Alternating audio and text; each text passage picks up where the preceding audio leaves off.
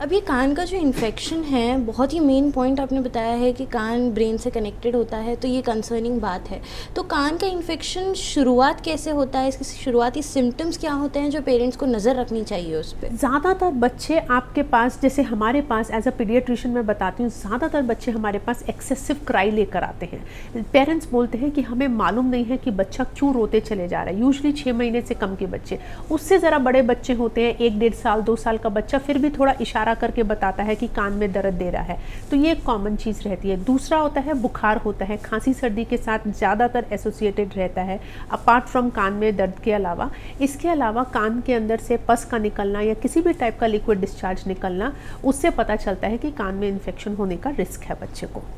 अब नॉर्मल छोटे बच्चों में ये भी देखा जाता है कि यूटीआईज़, यूरिनरी ट्रैक इन्फेक्शन, कई बार नज़र आता है बच्चों में। तो ये कैसे एक बच्चे को 2 साल तक जो है संभाल के लेकर चलना है पेरेंट्स को, आप थोड़ा उस बारे में हमें बताइए। देखिए, अगर कभी भी बच्चे को बुखार आ रहा है और वो कंटिन्यूस बुखार है और खांसी सर्दी का कोई सिम्टम नहीं है, लूज मोशंस नहीं है, वॉमिटिंग्स नहीं है, कोई भी और सिम्टम नहीं है, तो हमेशा यूरिन का एक इन्फेक्शन का टेस्ट करना चाहिए, क्योंकि यूरिन इन्फेक्शन किसी भी उम्र के बच्चे में हो सकता है।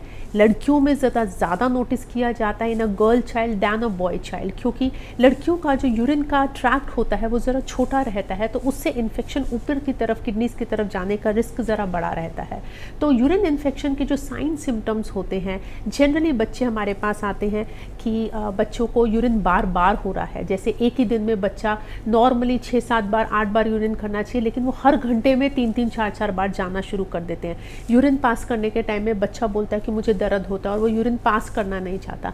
कई बार आपको बैड स्मेल आती है, कलर चेंज हो जाता है यूरिन का, पेट में दर्द होना शुरू हो जाता है, और इसके अलावा बुखार आना। ये सारे सिम्टम्स यूरिनरी इन्फेक्शन के सिम्टम्स होते हैं जो आपको तुरंत अपने पीडियाट्रिशियन को दिखाने ज़रूरी है।